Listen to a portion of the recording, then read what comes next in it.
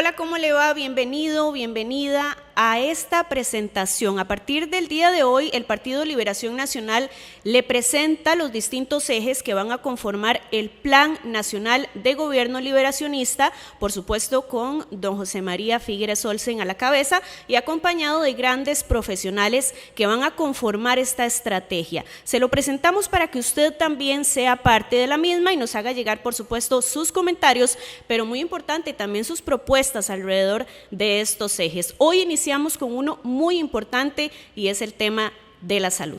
Comenzamos.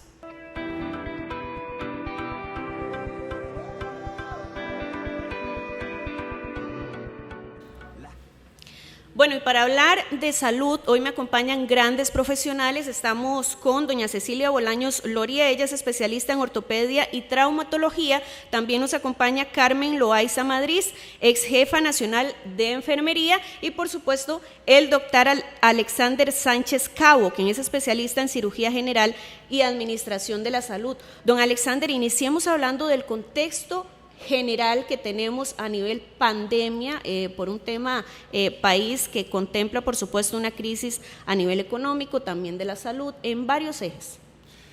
Precisamente por eso ofrecemos a los costarricenses y a las costarricenses, más allá de un programa político y socioeconómico, una propuesta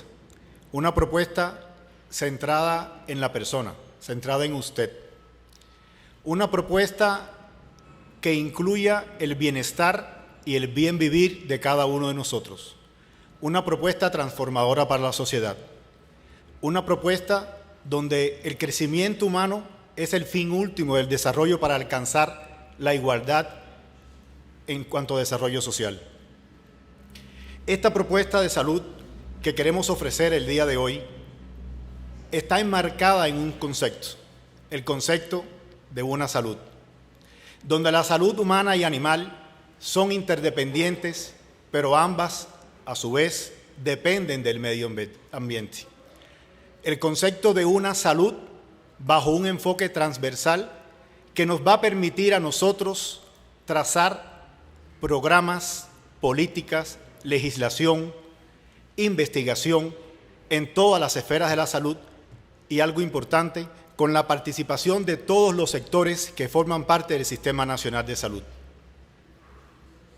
Doctor, precisamente una de las preocupaciones más grandes a nivel país es la situación por padecimientos e incidencia de enfermedades crónicas.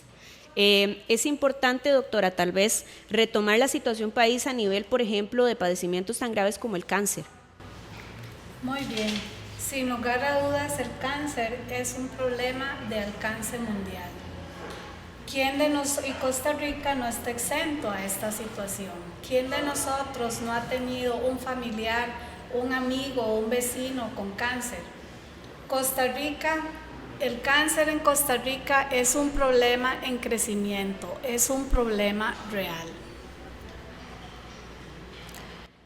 Efectivamente, este problema va en crecimiento y en parte está dado por los cambios en la estructura poblacional que nuestro país está enfrentando. Y podemos ver cómo actualmente la tasa de natalidad está disminuyendo y en la misma medida la esperanza de vida se está incrementando con una disminución del crecimiento poblacional anual.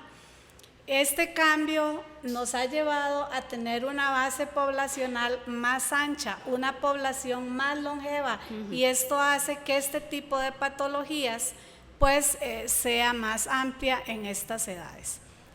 Esta es la mejor muestra de que el cáncer en Costa Rica es un problema que va en crecimiento. En nuestro país, en promedio, 15,000 personas al año mayores de 14 años se enferman de cáncer.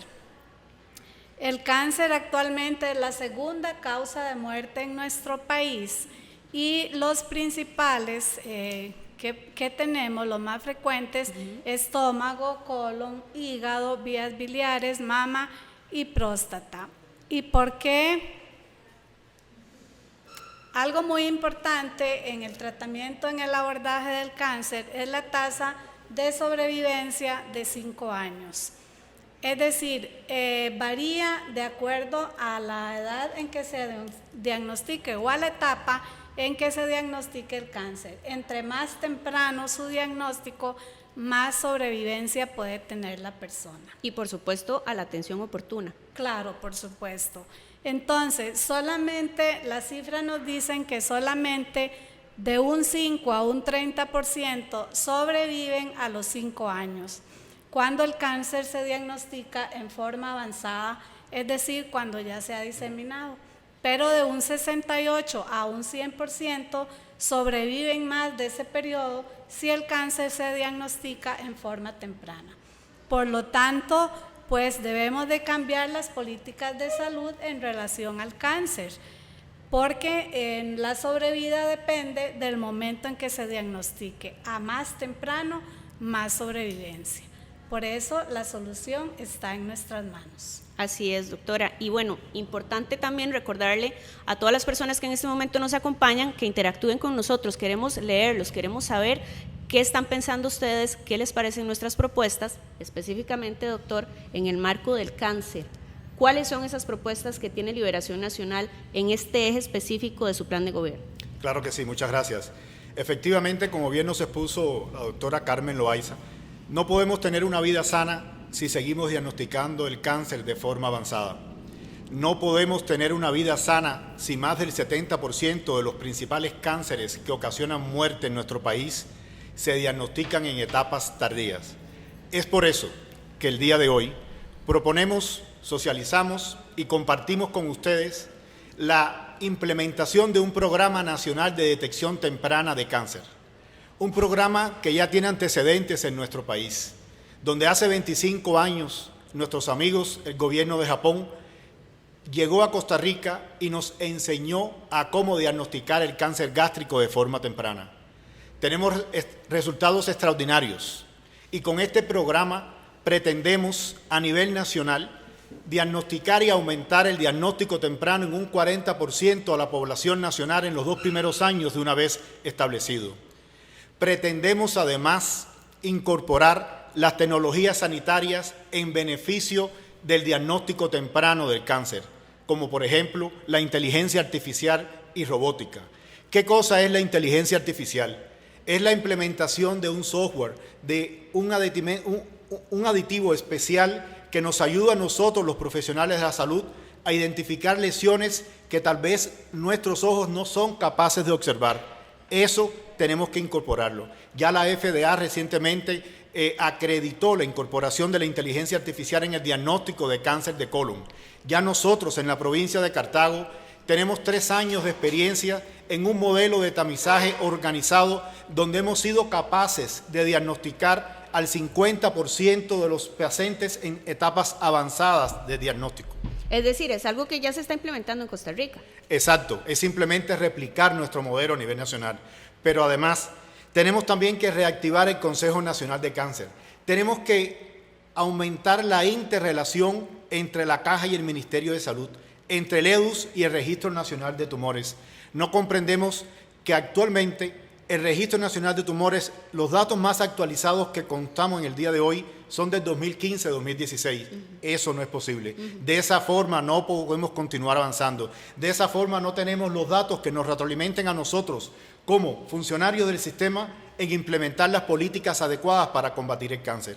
Es por eso que proponemos además reforzar o reestructurar el modelo de prestación de servicios en nuestra institución, tanto en cáncer como en los demás elementos, porque este nuevo modelo nos va a permitir fortalecer a los hospitales periféricos, nos va a permitir asignar el recurso humano y a los especialistas a la periferia y no solo a nivel central, nos va a permitir descentralizar los procedimientos y el número de especialidades.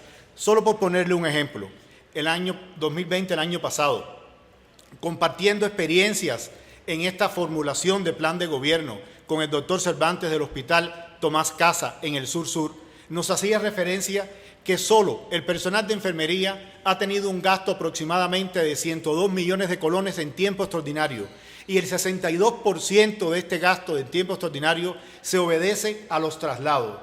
Bueno, sentémonos, como estamos el día de hoy, a pensar. Sentémonos a estructurar y a forjar un futuro mejor donde el cáncer pueda ser diagnosticado en etapas tempranas, y no solo el cáncer, me refiero en todos los demás elementos de acciones que garantizan una mayor accesibilidad para los y las costarricenses. Y tal vez usted que nos está siguiendo en este momento se pregunta, bueno, ¿y cómo van a lograr eso si hay una cantidad de listas de espera interminables en este momento en la Caja Costarricense de Seguro Social? Más adelante vamos a estar compartiendo también con ustedes estas propuestas puntuales. Pero ahora también, doña Cecilia, es importante hablar de otras 2 enfermedades crónicas que afectan a la mayoría de costarricenses, y yo sé que ustedes también conocen por lo menos a 1 o 2 personas que tiene o diabetes o hipertensión. ¿Cuál es la situación actual a nivel país? Bueno, la diabetes mellitus, o el azúcar en la sangre, como lo conocen popularmente, es una pandemia. Ahora que nosotros tenemos muy claro el concepto de pandemia,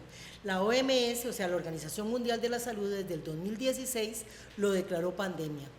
Resulta que se considera que para el año 2016 habían 425 millones de personas que tenían diabetes, y que se proyecta que para el año 2040 se tengan 642 millones de personas diabéticas en el mundo. Uno de los grandes problemas es que la diabetes a veces no se diagnostica adecuadamente, no se le da el seguimiento, y para Costa Rica específicamente ha sido un problema que ha ido en aumento en Costa Rica y en el mundo. ¿Por qué? Porque hemos ido cambiando la manera, nuestros hábitos alimenticios, hemos cambiado, hemos sido más sedentarios, la tecnología nos ha ayudado mucho, pero también nos hace que estemos menos activos, a veces por el trabajo, a veces por problemas económicos y mucho por falta de educación. Tenemos muy malos hábitos alimenticios. Hoy en Costa Rica hay aproximadamente 413,000 diabéticos y 34,000 personas no saben que son diabéticas. Esta es una enfermedad que generalmente afecta más a la mujer que al hombre. Son 3 mujeres de cada 4 personas diabéticas, 3 son mujeres. ¿Cuál es el problema que tenemos con la diabetes? En algún momento un profesor mío me dijo que la diabetes era peor que el cáncer, porque te mata a pedacitos. Así me lo explicó cuando yo era estudiante. ¿Y qué es lo que pasa? El diabético, si no se cuida, si no lleva bien el tratamiento, puede quedar ciego, se amputa. Las amputaciones en Costa Rica, yo manejé muchos años en la clínica de amputados del Hospital San Juan de Dios por diabetes mellitus, es muy alta. Y como son personas casi siempre mayores, la rehabilitación es muy difícil para estas personas. Además que generalmente son obesas y tienen otro sinfín de problemas de la misma diabetes. Pueden tener accidentes vasculares cerebrales, lo que la gente comúnmente dice derrame cerebral, y les puede dejar una incapacidad muy importante. Tenemos problemas cardiovasculares importantísimos, porque las venas, las arterias se van tapando por la diabetes, y entonces tenemos mala circulación en diferentes órganos vitales para nosotros. La cobertura, y es que esto es lo que nos preocupa, la cobertura que hay en este momento de los pacientes diabéticos en el primer nivel de atención apenas es de un 45% de los diabéticos. Igualmente pasa con la hipertensión arterial. Se considera que en Costa Rica hay 1.170.835 costarricenses hipertensos, o sea, el 38% de la población mayor de 20 años es hipertensa, y 66,000 personas desconocen que son hipertensos. Qué peligroso. Sí, esta es una enfermedad muy silenciosa, y la cobertura que tiene la caja hoy apenas es el 42%. 8 de cada 10 costarricenses mueren por una enfermedad crónica no transmisible, como llamamos, la diabetes, la hipertensión, el cáncer.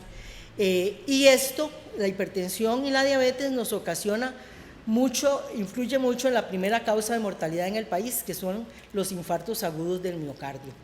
O sea, la gente se infarta porque es hipertensa, porque es diabética, porque su circulación del corazón está mal, como les decía, y se infarta. Hay aproximadamente un 18% de la población costarricense, lo que les hablaba, o sea, más de 600,000 personas que tienen algún tipo de discapacidad debido a estas enfermedades crónicas. Y cada año 477 diabéticos sufren una amputación. Es un problema muy severo que tenemos que afrontarlo en forma integral. Sin mencionar que también la diabetes afecta a niños. Sí, la diabetes, y sobre todo ahora se está viendo niños afectados precisamente porque el nivel de obesidad del país y el nivel de obesidad en los niños es muy importante. Por eso se han tomado algunas medidas como son los comedores escolares, cambio de los hábitos alimenticios para ir ayudando en la disminución de la obesidad. Doctora, muchísimas gracias por esa contextualización, pero don Alexander, importante, en Costa Rica tenemos un compromiso con los Objetivos de Desarrollo del Milenio al año 2030 y es algo vital lo que mencionaba también doña Cecilia, la salud mental. ¿Cuáles son estas propuestas para todas estas enfermedades crónicas no transmisibles que nos están llevando a no tener esa ruta del bien vivir en general? Tiene usted toda la razón. Costa Rica se comprometió para el 2030 en los Objetivos de Desarrollo del Milenio, en su tercer objetivo, a disminuir en 1/3 las muertes prematuras por enfermedades crónicas no transmisibles, dígase diabetes, dígase hipertensión, cáncer, y en este contexto también está la salud mental como uno de los elementos fundamentales. Y precisamente por eso es una de nuestras principales propuestas de plan de gobierno. Es la primera propuesta del plan de gobierno. Favorecer la promoción y la prevención en nuestro modelo de prestación. ¿Cómo? Pues simplemente transformando la atención de las enfermedades crónicas no transmisibles como diabetes, hipertensión y cáncer en una atención de carácter universal. Y esto lo vamos a compartir más adelante en otros foros porque por cuestión de tiempo no tenemos la capacidad de desarrollarlo. Lo que queremos implementar, un nuevo sistema de protección universal como una forma adicional de aseguramiento para las y los costarricenses. Pero además también queremos reforzar el primer y segundo nivel de atención como un elemento primordial en nuestra gestión. Cerrar la brecha de los EVAIS en el primer nivel de atención al conformar más de 200 EVAIS, donde cada uno de ellos tendrá un promedio de atención de 3.900 habitantes por cada EVAIS, garantizando así el acceso a nuevos servicios de salud en más de 800.000 personas y aumentando, por ende, la atención de más de 500 casos de pacientes diabéticos nuevos y de 1.500 casos de pacientes hipertensos. También pretendemos crear 2 nuevas áreas de salud en Cartago y en Pérez Celedón, áreas que hoy en día atienden a más de 125.000 personas y no es suficiente. Pretendemos además cerrar la brecha de medicina familiar y comunitaria como un eslabón fundamental para la atención de las enfermedades crónicas no transmisibles. Una de las experiencias que hemos tenido con la pandemia y la atención de los pacientes COVID es el grado de madurez y de articulación que nos han enseñado nuestros médicos generales. Han sido un elemento clave en el manejo, en el traslado de todos estos pacientes COVID. Por tanto, queremos también promover la capacitación de todos nuestros médicos generales con un enfoque técnico a través de programas de formación en el CENDEIS, programas de formación destinados a cáncer, a enfermedades crónicas no transmisibles, o a pediatría, o a osteoartropatías, como mencionaba la doctora, o a manejo del dolor. ¿Por qué? Porque estos médicos generales van a fortalecer el primer nivel de atención y van a articular entre el primero, segundo y tercer nivel de atención. Además, para poder lograr un efecto que se traduzca en forjar una cultura de autocuido en nuestra población, proponemos un elemento clave: democratizar los servicios de prevención y promoción en estilos de vida saludables. ¿Cómo? Pues sencillo, o al menos con voluntad para hacerlo, a través de alianzas públicos-privadas. Tenemos las asociaciones de desarrollo comunal y asociaciones de salud. Aproximadamente 3.950 asociaciones de desarrollo comunal en nuestro país. De ellas, 2.400 reciben recursos de Dinadeco. Y también tenemos ICODER, que recibe recursos del cáncer. Bueno, pensamos hacer alianzas público-privadas entre convenios, entre la Caja Costarricense del Seguro Social, que cuenta con 1.300 ATAP, asistentes técnicos de atención primaria, Dinadeco, CONADECO e ICODER, porque tenemos que, repito, democratizar los servicios de promoción y prevención como el elemento clave hacia el éxito para forjar en las y los costarricenses una cultura de autocuido que permitan superar ese eslabón en las enfermedades crónicas no transmisibles, que permitan, como decía la doctora Bolaños, procurar que cada uno de nuestros pacientes sea capaz de conocer cuál es su enfermedad, cómo la puedo controlar, y así ayudamos todos a nuestra institución, a la Caja Costarricense del Seguro Social. Doctor, ¿y cuál es el rol que va a jugar el enfermero, esa persona, ese funcionario que ha estado también en la primera línea de atención? Yo creo que la doctora nos puede ayudar en eso. Excelente. Muy bien. Como complemento a lo que mencionaba el doctor Sánchez, y para lograr un reforzamiento de este primer y segundo nivel, y ayudar a la institución Caja Costarricense de Seguro Social a enfrentar estas enfermedades crónicas no transmisibles, proponemos la creación de unidades de atención hospitalaria comunitaria, que estas unidades van a depender, o más bien vendrán a reforzar, los hospitales de día que actualmente tiene la institución Caja, para dar una atención a los usuarios que necesitan un seguimiento desde su casa para todas aquellas personas que por una u otra razón estuvieron hospitalizadas, pero que podrán continuar el manejo en su casa. ¿Qué vamos a lograr con esto? Comodidad del usuario, la persona va a estar más cómoda en su casa, y descongestionamiento de los servicios de salud, lo cual es muy importante. Obviamente estas personas serán casos de menor complejidad. Será aplicado en hospitales de segundo nivel, hospitales regionales, periféricos 1, 2 y 3. Estas unidades de atención hospitalaria comunitaria estarán conformadas por médicos generales que serán capacitados, como lo mencionó el doctor, desde el CENDEIS, desde su formación hospitalaria, intrahospitalaria, médico quirúrgico, y por supuesto con personal de enfermería, que es muy importante, y con el apoyo de los asistentes técnicos de atención primaria.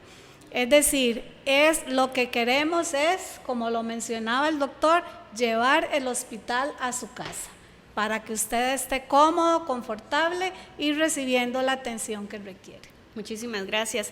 Ustedes tal vez que nos acompañan se han dado cuenta de que quisimos iniciar con este tema porque es fundamental dar seguimiento al acompañamiento de los enfermeros y enfermeras. Doctora, por favor, complétenos bien esa idea. Muchas gracias. Para complementar esto, nosotros queremos decir que en el abordaje de las enfermedades crónicas no transmisibles, pues es muy importante la ejecución de este programa, donde el profesional de enfermería tendrá un rol fundamental, porque le dará seguimiento a los pacientes que tienen enfermedades crónicas, diabetes e hipertensión, y que requieren un abordaje completo. Entonces, este profesional será el responsable de conocer cuál es la población que tiene diabetes, que tiene hipertensión, quién está compensado, quién está descompensado, quién tiene tratamiento, quién no tiene tratamiento.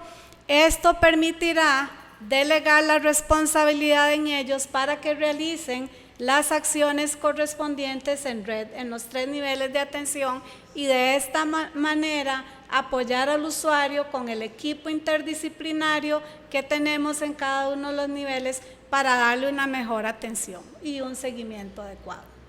Excelente, muchísimas gracias.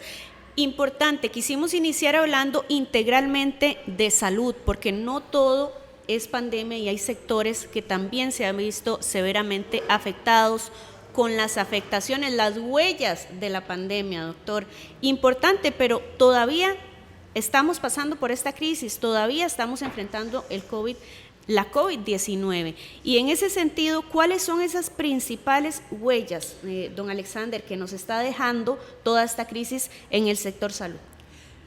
Bueno, voy a permitirme responder. Por favor, adelante. Bueno, yo creo que para todos los costarricenses ha sido un reconocimiento que ha sido esencial para el manejo de la pandemia, la institución emblemática como es la Caja Costarricense del Seguro Social y la coordinación que ha existido entre la Caja Costarricense del Seguro Social y el Ministerio de Salud, que se ha podido funcionar como un sistema nacional de salud o como un inicio del sistema nacional de salud.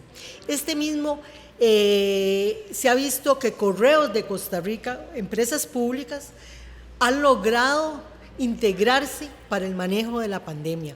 Alianzas público-privadas para la aplicación de las vacunas. Vemos los moles, vemos televisoras, empresas que han puesto su infraestructura para. Entonces esto nos demuestra que no es imposible hacer estas cosas, que la pandemia nos ha demostrado que podemos como país, uniéndonos la parte pública y la parte privada, salir adelante. Contamos con un pueblo educado en salud, y esto facilita poder transmitir los mensajes.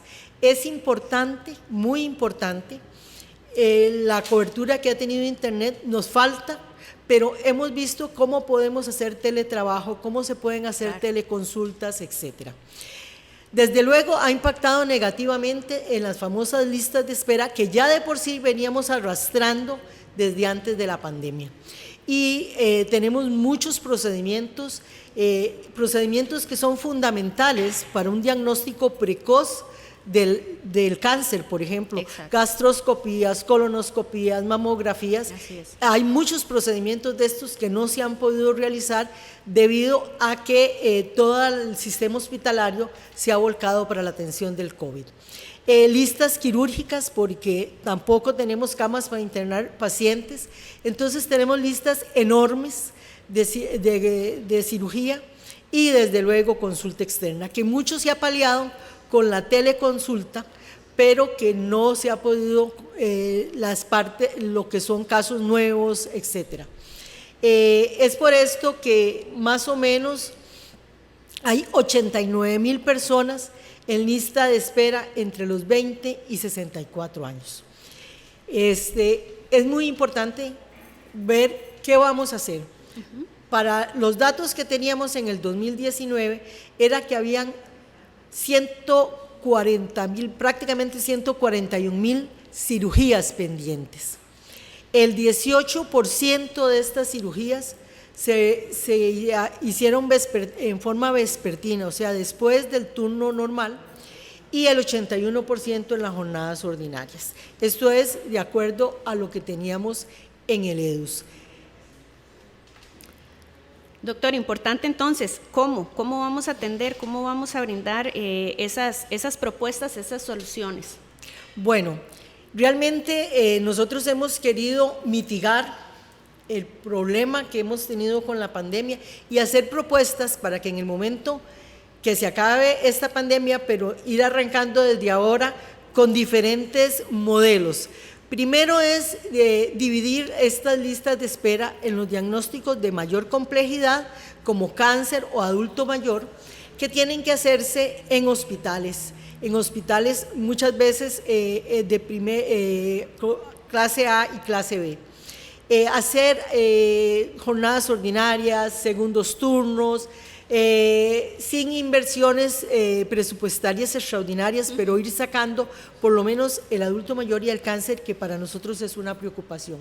Luego las alianzas público-público, como decimos nosotros, que es Caja INS, y coger las de menor complejidad para hacer jornadas de producción.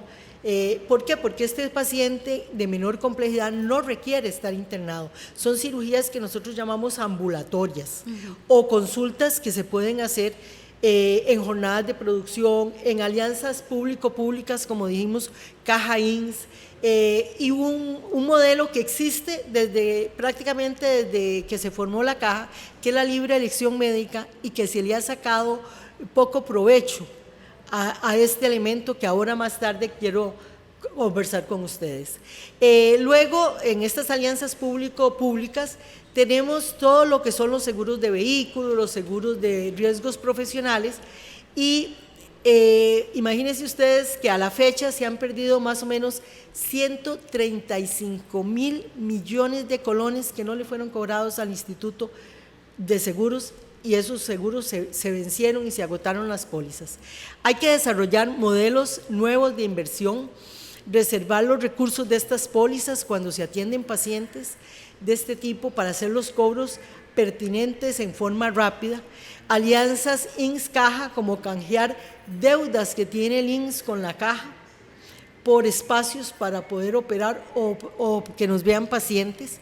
Y esto que les hablaba de la modalidad de la libre elección médica, que es muy importante, es cuando la Caja le brinda ayuda económica a los asegurados según regulaciones específicas. Ese es el problema, que esas regulaciones específicas han sido demasiado específicas en la Caja y no ha permitido, lo ha encerrado como en una jaula, ¿verdad? Y la gente no puede prácticamente accesar a ello. Eso es lo que queremos abrir, porque, por ejemplo, voy a poner un caso de ortopedia. Usted necesita un reemplazo de cadera. Si la institución le da a usted, y usted es de clase media en este país, si la institución a usted le da la prótesis y le da parte del pago, que son los costos que tiene la institución, es probable que los profesionales, la gente de clase media, pueda accesar a nivel privado, y eso nos reduce la lista de espera. Pero una persona no siempre va a tener el dinero para invertir todo en forma privada, porque son costos muy elevados. Nosotros queremos blindar o mitigar todos los problemas de la Caja, y que cuando tengamos otra emergencia, porque en cualquier momento vamos a tener demanda por una pandemia, poder tener mayor movilidad de la que hemos tenido actualmente. Y bueno, una de las cosas es que es fundamental un cambio en la regulación que hace el Ministerio de Salud. El Ministerio de Salud debe tomar el rol preponderante como ente rector de este país, que es un ente rector para el sector público y para el sector privado. Debe mejorarse los ingresos de la Caja con un sistema de protección universal, posicionando, además buscar nuevas inversiones y nuevos recursos frescos para la institución. Por ejemplo, fábricas de tecnología que pueden venir al país y ayudarnos mucho, como es la fábrica de tecnología de RNA mensajero, que ya existen conversaciones para que esa empresa venga a Costa Rica y haga vacunas contra la influenza, contra el COVID. También, por ejemplo, la Caja produce sueros y podemos venderlos a nivel centroamericano, y son ingresos frescos. Muy importante que en esta propuesta liberacionista se está ordenando la casa, básicamente, es tomar lo que tenemos y acomodarlo, ¿verdad?, para beneficio de los costarricenses, y también involucra nuevas tecnologías e innovación. ¿Es así? Sí, muy bien. Básicamente, con las tecnologías sanitarias se quiere potenciar un ambiente de investigación y desarrollo más innovador entre los diferentes actores, ciudadanos y grupos de iniciativa pública y privada, con una cultura de mejora continua para lograr excelencia, muy importante, revolucionando prácticas, estrategias y tecnologías en materia de salud.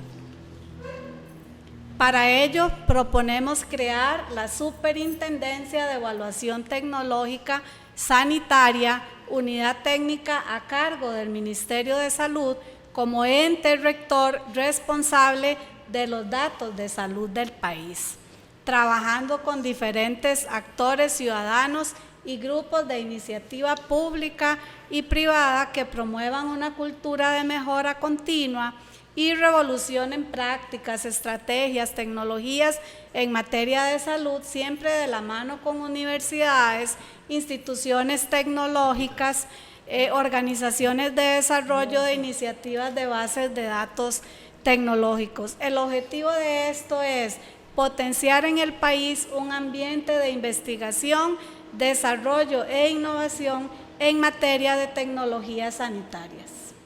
Muchísimas gracias. Para finalizar, porque el tiempo, ¿verdad?, se nos agota, quisiéramos aquí exponerle todo lo que tenemos para Costa Rica, a ustedes como ciudadanos, pero muy puntualmente, don Alexander, ¿qué es esa novedad que nos ofrece la ruta del bien vivir de este plan de gobierno liberacionista?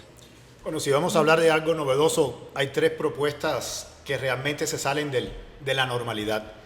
Una de ellas es cómo obtenemos recursos frescos para la casa desde la propia casa. Ya la doctora hizo mención.